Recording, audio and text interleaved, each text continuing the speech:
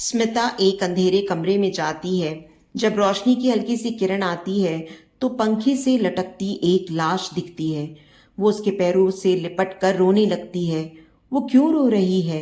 इस लाश से उसका क्या रिश्ता है? ये भी सोचती जा रही है और रोती भी जा रही है। तभी कमरे में उजाला होता है। दहशत के बावजूद लाश का चेहरा देखने की जिज्ञासा को वो दबा नहीं पाती।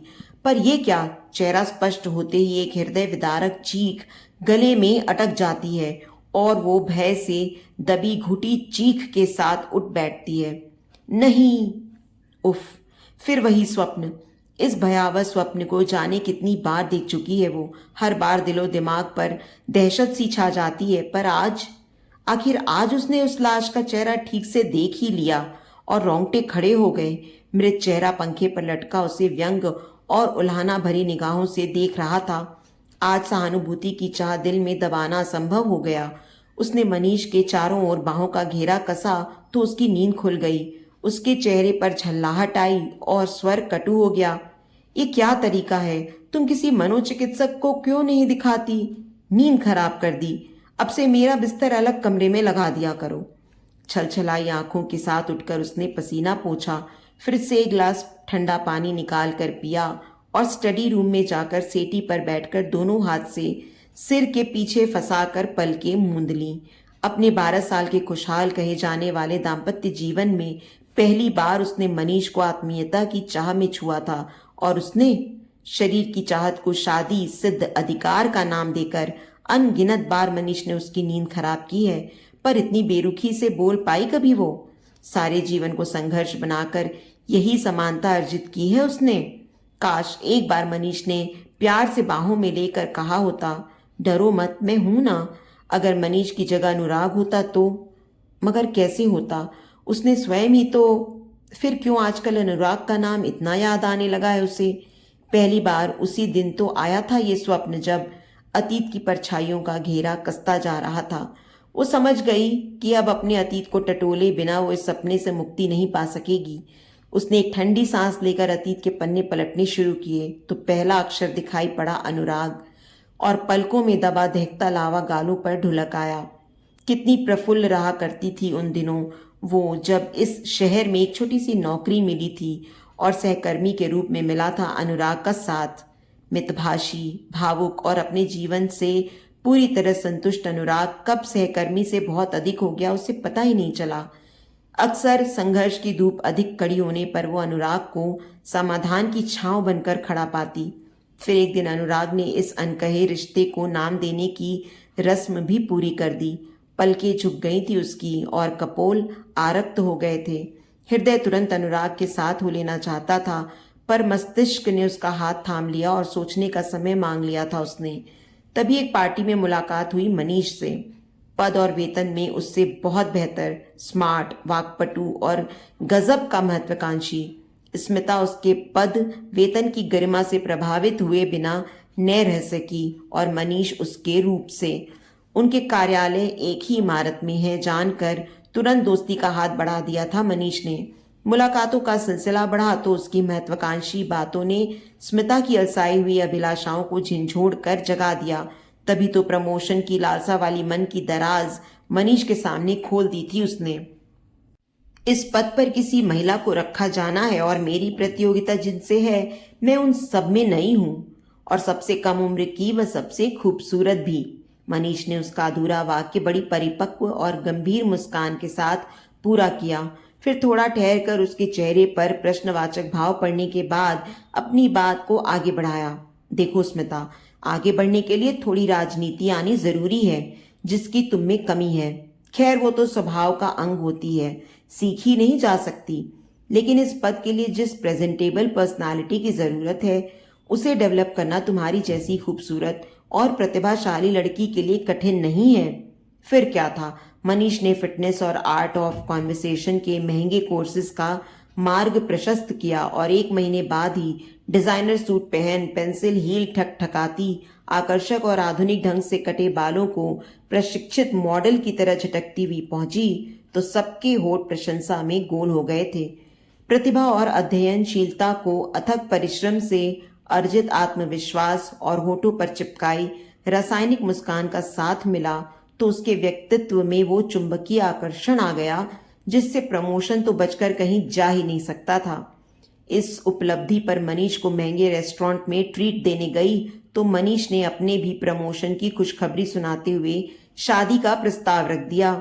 चकित स्मिता के चेहरे पर अगर मगर पढ़कर बड़े ही सपाट और व्यवहारिक अंदाज में मनीष ने दिमाग खोलकर परोस दिया था। अगर हम दोनों मिलकर रहें तो ये शहर हमें ग्रोथ की अनलिमिटेड अपॉर्चुनिटी दे सकता है। तुम्हें सोचने के लिए समय चाहिए तो ले लो, 1 सप्ताह चलेगा। बुद्धि तुरंत मनीष के साथ हो ली थी, पर इस बार हृदय ने हाथ थाम लिया। उसमें जगह थी ही नहीं, देता कैसे?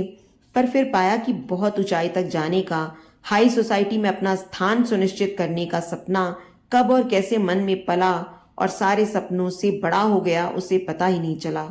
फिर तो जैसे मन एक अखाड़ा बन गया था जिसमें मनीष का पद, वेतन, दायित्व और हस्तक्षेप विहीन जीवन और अनुराग के प्रति अपने माता पिता का झुकाव, उसकी निश्चल सहायताएं और सहृदयता मल्ल युद्ध करते रहे थे और आखिरकार जीत बुद्धि की हुई। परिवार की अनुमति के विरुद्ध विजातीय मनीष से विवाह का निर्णय अथक परिश्रम से अर्जित स्वातंत्र्य की सबसे बड़ी उपलब्धि था।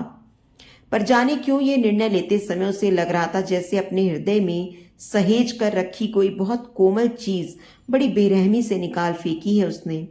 और उस रात पहली बार देखा था वो भयावह स्वप्न। पंखे से लटकी लाश का पहचाना सा चेहरा अंधेरों की स्याही के कारण ठीक से नजर नहीं आ रहा था, पर था बहुत ही अपना। शादी के बाद मनीष के वेतन से घर का किराया और अपने फ्लैट की किश्तें और स्मिता के वेतन से घर खर्च निर्धारित रूपरेखा के अनुसार चलते हुए 1 वर्ष ही हुआ था कि नन्हे मेहमान की आहट से पुलक उठी थी वो। पर मनीष के स्वर में झुंझलाहट आ गई थी। हमने तो तय किया था कि जब तक हम अपना फ्लैट नहीं खरीद लेते तब तक ये दायित्व नहीं ओढ़ेंगे। हाँ, मगर गलती से ही सही, पर पहला बच्चा। Don't be emotional fool like domestic girls. मकान का किराया, अपने मकान की किश्तें और घर खर्च के बाद बच्चे का खर्च कैसे मैनेज करोगी? आगे जैसी तुम्हारी मर्जी। तर्क तो मनीष के भी सही ही थे।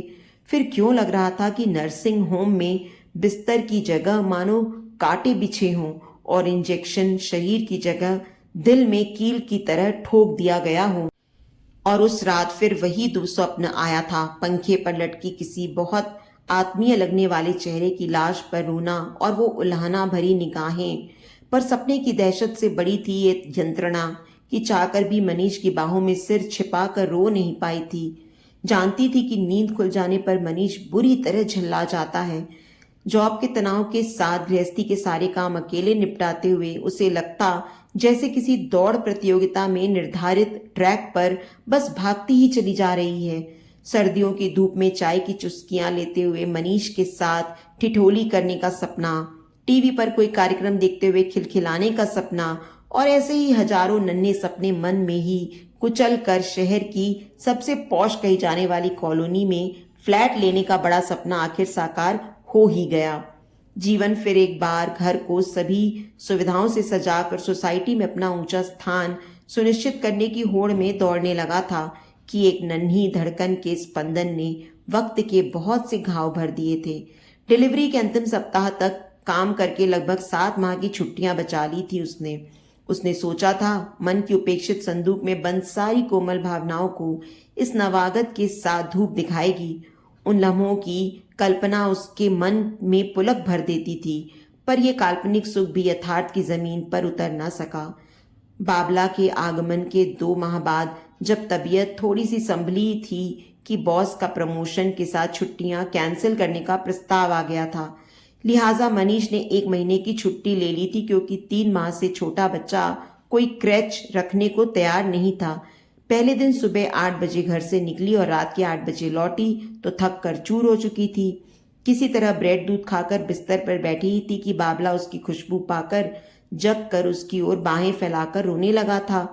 थकान, क्रोध, बेबसी और ग्लानि से उसकी पलकें जल उठी थी। मनीष ने मौके की नजाकत देकर बाबला के दूध में 2 बूंद ब्रांडी मिलाकर उसे सुला दिया था और वो सोने और आंखों में भारीपन लिए यूं ही बिस्तर पर पसर गई थी।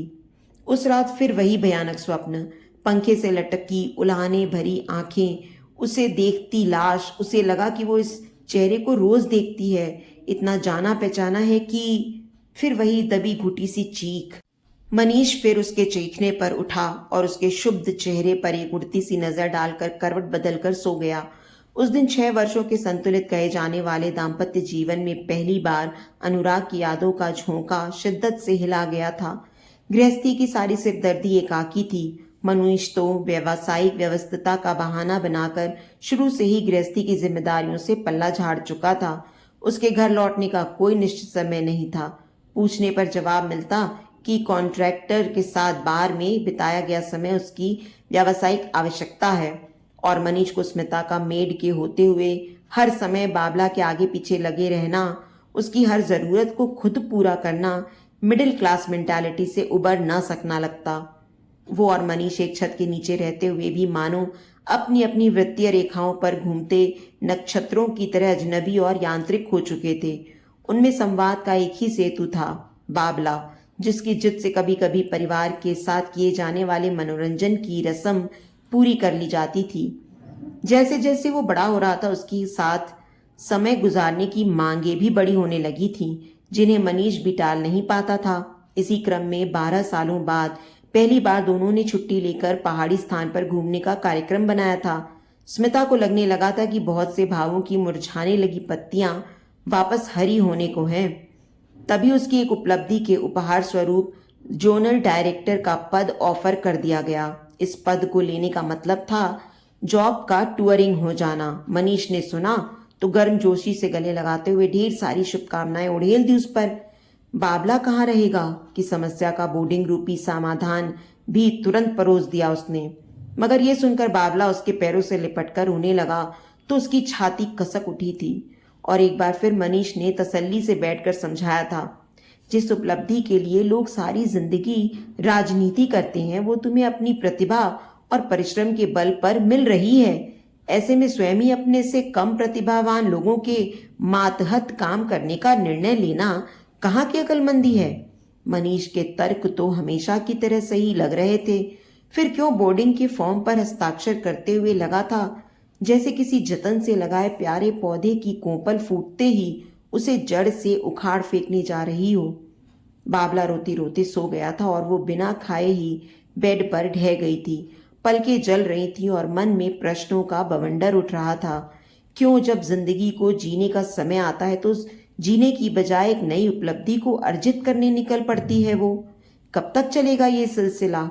हाड़ तोड़ मेहनत से जो उपलब्धियां हासिल की हैं वो उसकी अपनी महत्वाकांक्षाएं थीं। फिर क्यों लगता है कि जिंदगी उसकी मुट्ठी से रेत की तरह फिसलती जा रही है और वो कुछ नहीं कर पा रही? सब कुछ तो है उसके पास, फिर किस चीज की कमी खटकती है? क्या खलिश है जीवन में जो चैन नहीं लेने देती? नींद में मन में चल रही इसी उहापोह के साथ उसे आगोश में ले लिया था और फिर उसी स्वप्न की भयावह दुनिया में लापटका था। आज ये सपना भय की पराकाष्ठा पर पहुंच गया था। अंधेरे कमरे में पंखे से लटकती लाश पर रोना, रोशनी के आने पर उसका चेहरा स्पष्ट होते ही रोंगटे खड़े हो जाना, पंखे पर लटका उसका अपना ही मृत चेहरा उसे ही व्यंग और उल्हाना भरी निगाहों से देख रहा था। तो ये वो खुद थी, बेबस और भयातुर? तो यूं आगाह करता था उसका अंतर मन उसे? खुद रोती थी बेरहमी से कुचले गए अपने ही कोमल भावों की लाश पर। स्मिता की दहशत क्षोभ हताशा में और हताशा सवालों में बदलकर उसकी चेतना में बिखर गई। क्या चाहती है वो जिंदगी से? माना बहुत कुछ पाया उसने जिंदगी को संघर्ष बनाकर, पर और क्या बढ़ा लेगी वो इस प्रमोशन से? वो सुख सुविधाएं जिन्हें भोगने के लिए उसके पास समय नहीं है, उस जीवन साथी की नजर में सम्मान जिससे कभी एक साथी की तरह सुख दुख नहीं बांटा, या अपने इस अर्जित स्टेटस के मित्रगण? क्यों वो इस संचाय प्रमोशन को सिर्फ एक अहम की तुष्टि के लिए स्वीकार करके अपनी कोमल इच्छाओं को मारने पर विवश है? क्यों वो चाहे भी तो अपने जीवन की दिशा मोड़ नहीं पाती? क्यों अपनी अर्जित उपलब्धियों के भोग के सुख को ही कल पर टालते जाने को बेबस है वो? क्या उसने खुद ही नहीं बुना है इस मरीचिका को? क्या इससे निकलना सच में उसके बस में नहीं है? प्रश्नों की अंधड़ से दम घुटने लगा तो उसने उठाकर पर्दा एक झटके से पूरा हटाकर सारी खिड़कियां खोल दी। स्या अंधेरे छटने को थे। भोर की पहली कोमल किरण एक मधुसिक्त हवा के ताजा झोंके के साथ आंखों और त्वचा पर एक कदम रखकर दिल की गहराइयों में उतरती चली गई। नीचे करीने से बिछी हरी घास पर लाफ्टर क्लब के लोग योगा के बाद हंसी की क्रिया पूरी कर रहे थे तो कुछ टहल रहे थे। ऊपर स्वच्छंद आसमान पसरा था। ढेर सारे प्यारे रंगों के छोटे बड़े बादल उसकी गोद में खेल रहे थे। स्मिता प्रकृति के इस नयनाभिराम दृश्य के सामने दोनों बाहें फैलाकर खड़ी हो गई, जैसे उस भोर के खुशनुमा एहसास को इस तन मन में सोख लेना चाहती हो। सुगंधित हवा का ताजा झोंका उसकी संपूर्ण देह को भिगोते हुए आत्मा में समाता चला गया। सहसा उसके विचार सकारात्मक होने लगे। जो कुछ उसने खोया है अगर वो त्रासद है तो जो कुछ पाया है वो भी कम सुखद नहीं है। गलती बस इतनी सी है कि वो संतुलन नहीं बना पाई, अर्जन और भोग के बीच सीमा रेखा का निर्धारण नहीं कर पाई। पर अभी देर नहीं हुई है। चंद कतरा जिंदगी उसकी झोली में है और उसे बचाने की इच्छा शक्ति भी। जो मर चुके हैं उन्हें जिंदा नहीं किया जा सकता, पर जिंदा को तो बचाया जा सकता है। उसने उठकर अपना प्रमोशन ऑर्डर और बोर्डिंग का फॉर्म फाड़कर फेंका और बाबला को स्कूल के लिए जगाने को उसके माथे पर एक प्यार भरा चुंबन अंकित कर दिया। तो दोस्तों, उम्मीद करती हूँ आपको हमारी आज की कहानी पसंद आई होगी। कहानी पसंद आई है तो वीडियो को लाइक और शेयर करें। चैनल पर नए हैं तो चैनल को सब्सक्राइब करें और हाँ, नोटिफिकेशन बेल को जरूर दबाएं ताकि अगली अपडेट सबसे पहले आपको मिले।